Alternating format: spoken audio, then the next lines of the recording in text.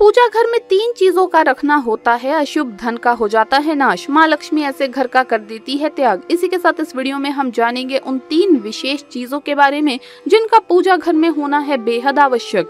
अगर घर में सुख, समृद्धि व धन की कामना करते हैं तो ये 3 चीजें पूजा घर में होनी है जरूरी। स्वयं भगवान श्री कृष्ण ने बताया है इनके बारे में, तो पूरी जानकारी के लिए इस वीडियो को अंत तक जरूर देखिएगा। नमस्कार दोस्तों, स्वागत है आप सभी का एक बार फिर से। दोस्तों सच्ची श्रद्धा से कमेंट्स में जरूर लिखे हर हर महादेव, जय श्री कृष्ण। प्रत्येक मनुष्य अपने घर में एक छोटा सा पूजा घर अथवा मंदिर अवश्य बनाता है, जिसके अंदर वो अपने सभी प्रिय देवी देवता तथा उनसे जुड़ी महत्वपूर्ण चीजें श्रद्धा भाव के साथ रखता है।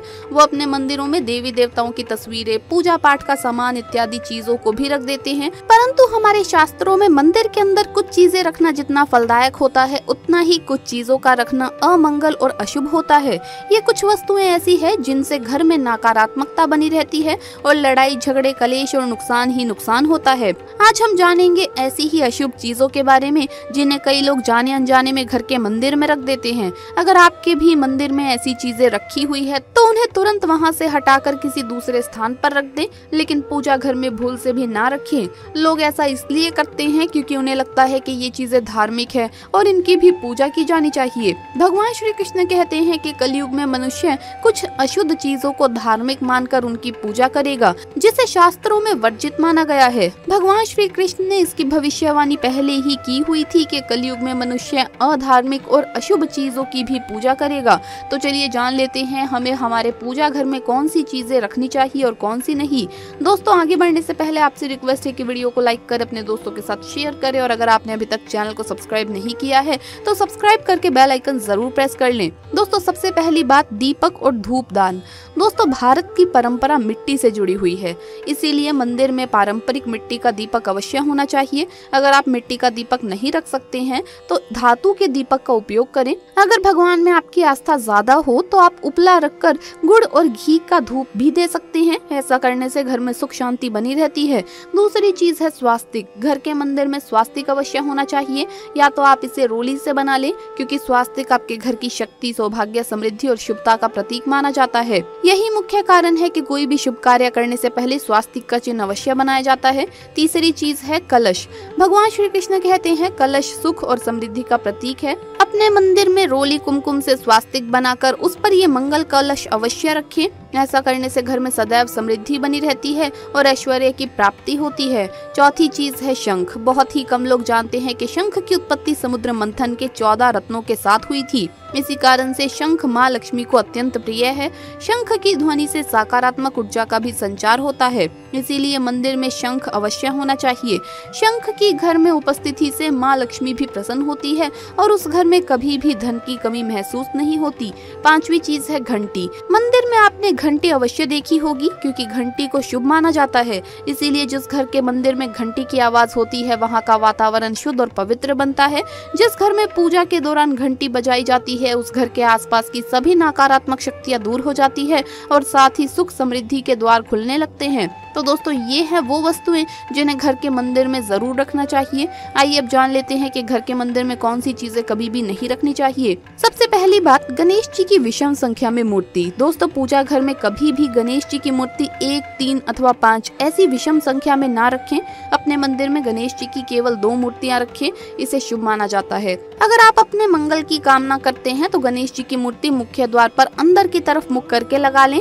कई लोग ये गलती करते हैं कि मुख्य द्वार पर गणेश की मूर्ति बाहर की ओर मुख करके लगा देते हैं, जिससे उन्हें काफी नुकसान का सामना करना पड़ता है। अगर आप चाहें तो मुख्य द्वार के दोनों ओर लगा दें या फिर मुख्य द्वार के अंदर की ओर लगाइए, लेकिन खाली बाहर की ओर कभी भी नहीं लगाना चाहिए।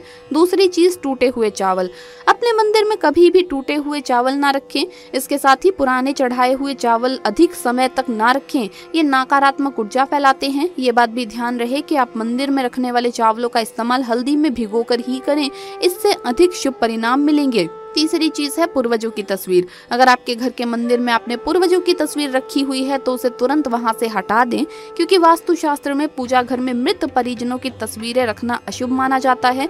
इससे अशुभ परिणाम प्राप्त होते हैं। मृतक परिजन पूजनीय और सम्माननीय है। किंतु उनका स्थान देवताओं के बराबर नहीं है। मृत परिजनों की तस्वीर घर के पूजा घर में रखने से पूजा घर का वातावरण भी नकारात्मक बन जाता है, जिसका अशुभ परिणाम हमें भुगतना पड़ता है।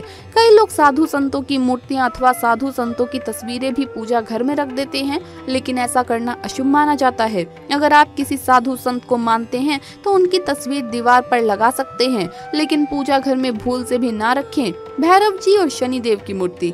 दोस्तों, घर के मंदिर में भैरव जी, शनिदेव अथवा काली माता की मूर्तियां भी नहीं रखनी चाहिए। इसी के साथ ही माता लक्ष्मी की खड़ी हुई मूर्ति की भी पूजन नहीं करना चाहिए।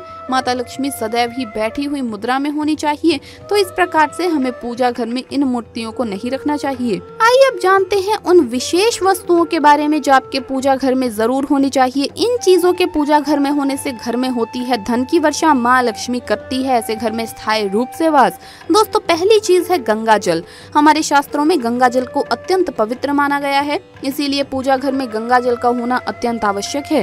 गंगा नदी सभी पापों को नष्ट करने वाली तथा सभी व्याधियों का नाश करने वाली है। इसीलिए अगर आपके पूजा घर में एक तांबे के छोटे से पात्र में आप गंगा जल भरकर रखते हैं तो इससे आपके पूजा घर की शुद्धता बनी रहेगी और आपको आपकी पूजा का संपूर्ण फल प्राप्त होगा। दोस्तों, दूसरी चीज है कलश। शास्त्रों में कलश को पूर्णता का प्रतीक माना गया है। चाहे वो सत्यनारायण की पूजा हो, दीपावली हो, नवरात्रि का पर्व हो या फिर किसी भी प्रकार का उत्सव हो तथा मांगलिक कार्य हो, कलश की स्थापना किए बिना सब कुछ अधूरा माना गया है। पूजा में कलश का उपयोग देवताओं का आवाहन करने के लिए किया जाता है। ईश्वर के सामने तांबे के कलश में पानी भरकर रखना इतना शुभ होता है कि अगर हम अपनी रोज की पूजा करते समय भगवान के सामने तांबे के कलश में पानी भरकर रखें तो उसका चमत्कारी प्रभाव हमें अवश्य देखने को मिलता है। इसीलिए मुख्य रूप से तांबे के कलश का उपयोग करें।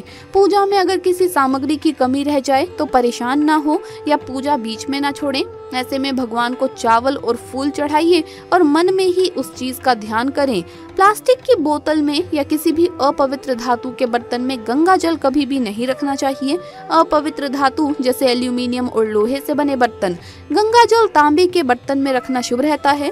केतकी का फूल शिवलिंग पर अर्पित नहीं करना चाहिए। किसी भी पूजा में मनोकामना की सफलता के लिए दक्षिणा अवश्य चढ़ानी चाहिए। माँ लक्ष्मी को विशेष रूप से कमल का फूल अर्पित किया जाना चाहिए और अगर आप ये शुक्रवार के दिन करते हैं तो कई गुना लाभ मिलता है। इस फूल को 5 दिनों तक जल छिड़क कर पुनः चढ़ा सकते हैं। हमेशा इस बात का ध्यान रखें कि कभी भी दीपक से दीपक नहीं जलाना चाहिए। दोस्तों, शास्त्रों के अनुसार जो व्यक्ति दीपक से दीपक जलाते हैं वो रोगी होते हैं। घर के मंदिर में सुबह और शाम को दीपक अवश्य लगाएं। एक दीपक घी का और एक दीपक तेल का जलाना चाहिए। पूजा में दीपक सही जगह रखना चाहिए। घी का दीपक हमेशा दाईं तरफ और तेल का दीपक हमेशा बाईं तरफ रखें। जल पात्र, घंटा, धूपदानी जैसी चीजें हमेशा बाईं तरफ रखनी चाहिए। तो दोस्तों, आपको ये वीडियो कैसा लगा हमें कमेंट्स में जरूर बताएं। इस वीडियो को लाइक करें, अपने दोस्तों के साथ शेयर करें और अगर आपने अभी तक चैनल को सब्सक्राइब नहीं किया है तो सब्सक्राइब करके बेल आइकन जरूर प्रेस कर लें। जल्द मुलाकात होगी अगली वीडियो में, तब तक के लिए सभी भक्तों को हर हर महादेव, जय महाकाल।